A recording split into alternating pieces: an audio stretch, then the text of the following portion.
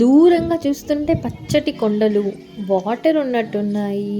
And ఇక్కడ ఏదో ఎండి పెట్టారు. ఒకసారి వెళ్ళి చూద్దాం రండి. ఏంటివి ఇవి? ఎండు చేపలు.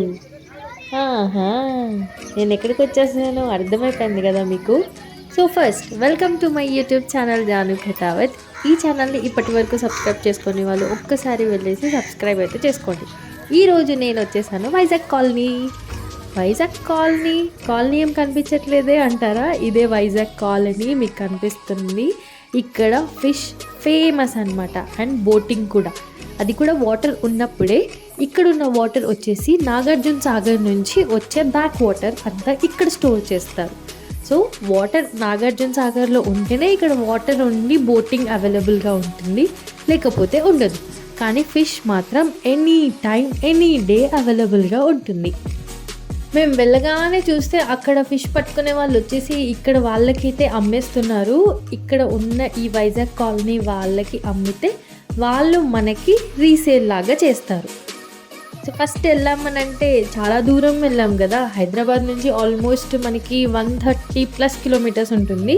సో అంత దూరం వెళ్ళాం కాబట్టి ఆకలి, ఫస్ట్ ఫిష్ తినాలన్నమాట. సో వెళ్ళి ఏ ఫిష్ అయితే బాగుంటుంది అని అక్కడ ఉన్న ఫిషెస్ అన్నీ చూసేసి, ఫ్రెష్గా వచ్చాయి కాబట్టి అవే ఫిషెస్ తీసుకొని fry and curry and roti, rice అన్నీ కూడా అక్కడే తీసుకున్నాము.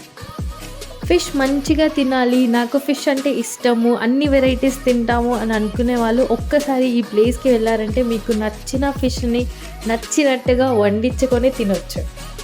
ఈసారి ఈ ప్లేస్కి మేము మా ఫ్యామిలీ ఫ్రెండ్స్తో వెళ్ళాము. వాళ్ళ పిల్లలు చిన్న చిన్న ఫిష్ని చూడగానే చాలా హ్యాపీగా ఫీల్ అయ్యారు. నేను పట్టుకుంటా అని చెప్పేసి ఇద్దరు వెళ్ళి చిన్న చిన్న ఫిష్లనే పట్టుకున్నారు. అంతలోపు మేము మాకు కావాల్సిన ఫిష్లు అయితే ఇక్కడ తీసుకొని ఎన్ని కేజీస్ అవుతాయో ఒకసారి చూస్తున్నాం. వాళ్ళు ఇవాళ సండే హైదరాబాద్ నుంచి వచ్చి వైజాగ్ కాలనీ చేపలు తినాలని. బొచ్చులు పోయి ఈ రోజు వచ్చాయి, ఎక్కువ రావు. అప్పుడు 4-5 వస్తాయి. ఈ రోజు అనుకో మా బాగానే వస్తుంది. మీ పేరమ్మా? నా పేరు రత్నమ్మ. రత్నమ్మ. వైజాగ్ కాలనీలోనే ఉంటారు? పుట్టిందే ఇక్కడ. ఇదే పని చేపలే. మీ ఇంట్లో వాళ్ళందరూ ఇదే పని చేస్తారా? ఈ చేపలు మీరే పట్టుకొస్తారా వెళ్ళి? కొంటారు అంటే చేపలు పట్టే వాళ్ళు వచ్చి మీకు అమ్ముతారు.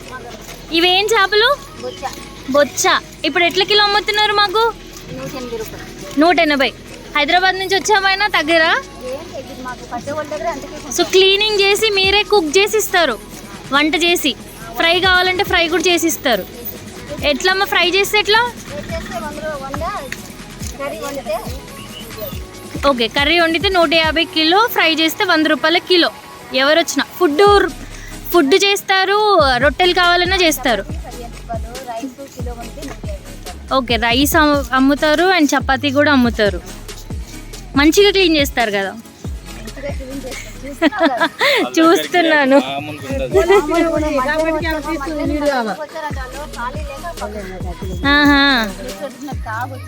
ఓకే ఓకే, చాలా మంచి క్లీన్ చేస్తున్నారు.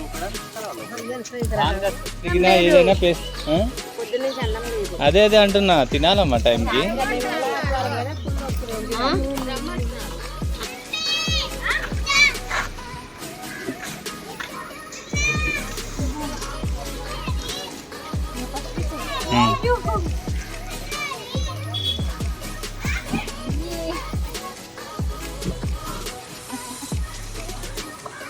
ఇవన్నీ కూడా ఇప్పుడే ఫ్రెష్గా మా ముందే పట్టుకొచ్చి వీళ్ళకి అమ్మేసి వెళ్ళారనమాట ఈ ఫిష్లన్నీ కూడా. ఇంకా దాంట్లో నుంచి కొన్ని ఫిష్లు మేము తీసుకొని కొన్ని ఫ్రై అండ్ కర్రీకి చెప్పేసి ఇంకా వాటర్ దగ్గరికి వెళ్ళేసి కొంతసేపు అలా ఆడుకొని వద్దాము. అంతలోపు మేము ఆర్డర్ చేసిన ఫుడ్ కూడా రెడీ అయిపోతుందని చెప్పేసి అయితే స్టార్ట్ అయిపోయాము. చూడండి దూరంగా కొండలు ఎంత బాగుందో అసలు, గ్రీనరీగా.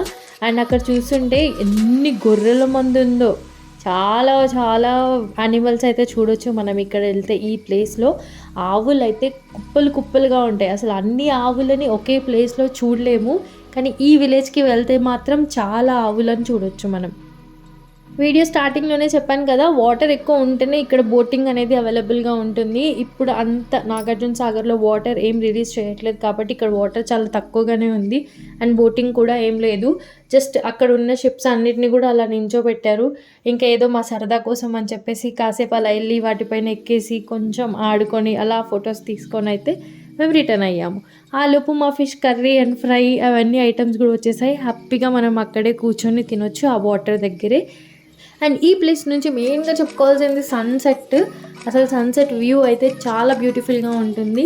మార్నింగ్ సన్ రైజ్కి వచ్చామంటే కూడా బాగుంటుంది, కానీ సన్సెట్ అయితే మనకి చాలా మంచిగా కనిపిస్తుంది. ఆ వాటర్, ఆ షిప్స్లలో అలా కూర్చొని ఆ సన్సెట్ చూసుకుంటూ హ్యాపీగా ఉండొచ్చు మనం.